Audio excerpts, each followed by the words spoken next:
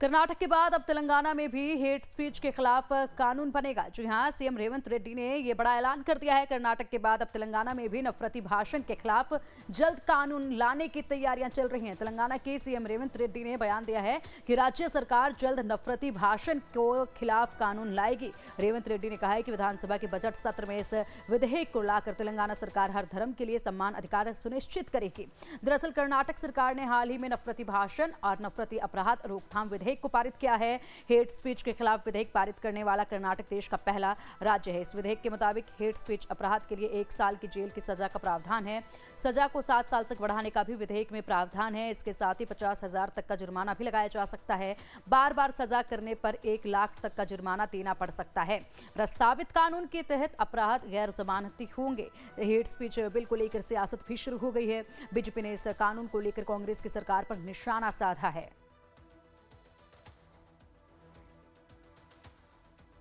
विधेयक द्वारे कहा उसको लेकर लगातार सवाल खड़े किए जा रहे हैं। अब बीजेपी की तरफ से भी और इसमें वो डिफेंसिव उनकी तरफ पार्टी बयान दे रही है। देखिए, बाहर जाने में कोई आपत्ति नहीं है, लेकिन बाहर जाकर के देश की जो संवैधानिक संस्थाएं हैं, जो देश तरक्की कर रहा है, उसकी कटु आलोचना करना। अब जैसे सुप्रीम कोर्ट है, उसकी भी वो आलोचना कर देते हैं। चुनाव आयोग इतनी महत्वपूर्ण संस्था है, उसकी भी आलोचना कर देते हैं। हमारा अभी ग्रोथ रेट 8.2% है, उसकी भी वो आलोचना कर देते हैं। उस पर आपत्ति है हमें। वो पहले उन्होंने मुंह में राम राम बगल में छुरी, उन्होंने एक बहुत बड़ी कम्युनिटी को, देश की को हाशिए पे लाया, उनको वोट बैंक तक महदूद रखा। वो आज अनपढ़ है और कांग्रेस की वजह से है, इसमें से निकली हुई जमातें हैं। वज़ीर-ए-आज़म साहब का, भारतीय जनता पार्टी का और एनडीए का, हम किसी भी नागरिक को हमारे लिए कोई स्पेशल नहीं है और कोई कम नहीं है। हम किसी को भी ना अपीस करते ना टीच करते, हमारे लिए माननीय नागरिक। कि हेट्रेड की हमारे देश में, हमारी संस्कृति में कोई जगह ही नहीं है, चाहे वो कोई भी करे। किसी भी धर्म में धर्म सभी आपस में सद्भाव सिखाते हैं, ना कि हेट्रेड। अब अगर राजनीति के लिए कोई इस तरह की बात करे तो उसकी तो जगह होनी ही नहीं चाहिए, किसी ने एक्सेप्ट करना ही नहीं चाहिए। हम तो स्वागत करते हैं कि इस तरह के कानून बने, मगर इस तरह के कानूनों का इम्प्लीमेंटेशन जो है नहीं होता है। हम सब लोगों ने देखा कैसे कपिल मिश्रा ने 2020 में दिल्ली के अंदर दंगे कराने के लिए हेट स्पीच दी, बाकायदा डीसीपी के साथ खड़े होकर हेट स्पीच दी, मगर जिन हाई कोर्ट के जज साहब ने उनके ऊपर एफआईआर दर्ज करने के लिए कहा, मुरलीधर साहब को रातों रात ट्रांसफ़र कर दिया गया। उसके बाद भी जो जज उस मामले में कुछ करने की कोशिश करता है, उनके खिलाफ बहुत जल्द ही जो है कार्रवाइयाँ होती हैं। तो मुझे नहीं लगता कि इससे कोई बहुत ज़्यादा फर्क पड़ेगा। और चलिए अब अधिक जानकारी के लिए हमारे सहयोगी रजनीश सिन्हा का रुख करेंगे। रजनीश, अब कर्नाटक की राह पर तेलंगाना भी नजर आ रहा है। हेट स्पीच को लेकर यहाँ पर भी तैयारियां पूरी कर दी गई हैं।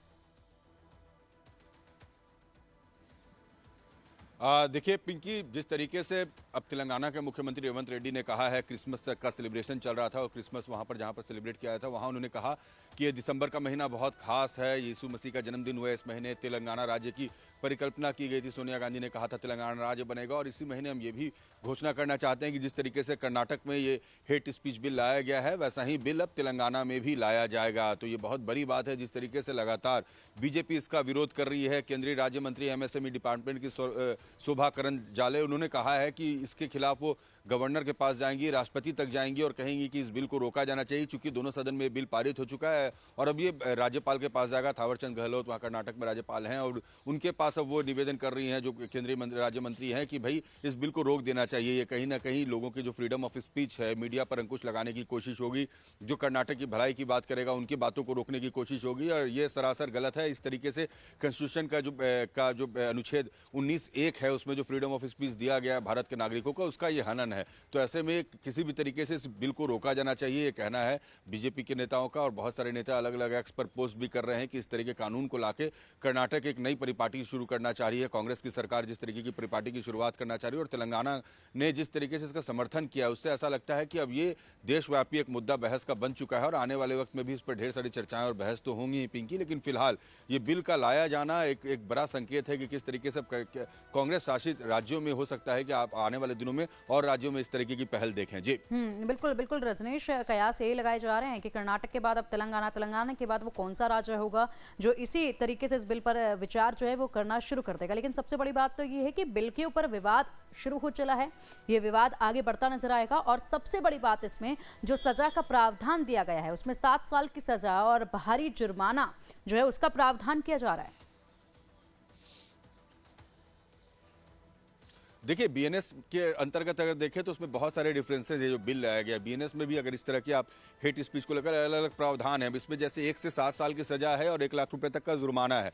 जबकि बीएनएस में कहा जाता है कि पुलिस अपने विवेक से निर्णय लेगी कि किसको क्या सजा दी जाए, किस तरह का मामला दर्ज किया जाए। तो इसमें बहुत सारी जो बीएनएस से अगर देखें, जो भारत न्याय संहिता जो बनी है, उससे बहुत सारे अलग इसमें प्रावधान किए गए हैं और इसको लेकर भी लगातार विरोध है, क्योंकि इसमें पूरी तरह से अधिकार दिया गया है इस कानून के तहत कि किसी व्यक्ति के खिलाफ तुरंत मुकदमा दर्ज हो।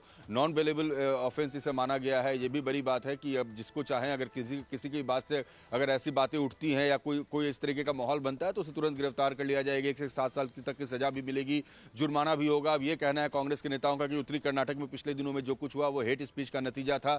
तो अगर इस तरह के कानून बनेंगे, इस तरह के प्रावधान लाए जाएंगे तो इससे इस तरह की हिंसा रुकेगी। जबकि बीजेपी के नेता कह रहे हैं कि इससे कुछ होना नहीं है, इससे भी बंदिशें लगाने की कोशिश की है। कल को कोई कर्नाटक के लोगों के, कर्नाटक की भूमि के, कर्नाटक की रक्षा को लेकर, कर्नाटक के संप्रदा को लेकर कोई किसी तरह का भाषण देगा और सरकार को अगर वो बातें पसंद नहीं आएंगी तो वो तुरंत उस पर इस कानून का प्रावधान लागू करा देगी, उसकी गिरफ्तारी करवा देगी, उन्हें सजा दिलवा देंगी। तो ये कहीं ना कहीं बंदिश लगाने की कोशिश है। बहुत लोग इसको अघोषित आपातकाल से जोड़ रहे हैं। वो कह रहे हैं कि एक तरह से ये अनडिक्लेयर्ड इमरजेंसी की स्थिति बनाने की कोशिश है। मीडिया में भी अगर कोई रिपोर्टर या मीडिया में किसी तरह ऐसे इस तरीके की डिस्कशन चल रही है तो अगर कोई बात आपको नागवार गुजरी, सरकार के खिलाफ लगेगी, आप तुरंत उस पर यह प्रावधान लगा देंगे। तो इसे आपातकाल, अघोषित आपातकाल का भी नाम दिया जा रहा है। तो फिलहाल कर्नाटक में इसको लेकर हड़कंप बहुत ज्यादा मचा हुआ है और कर्नाटक में नहीं, पटना, ये आप कर्नाटक से लेकर बेंगलुरु से लेकर और दिल्ली तक इसको लेकर अब चर्चाएं शुरू हो गई हैं। और ये जो वो सदन जो शीतकालीन सत्र खत्म हो रहा था, शुक्रवार को खत्म हुआ है कर्नाटक में और उस समय बिल लाया गया।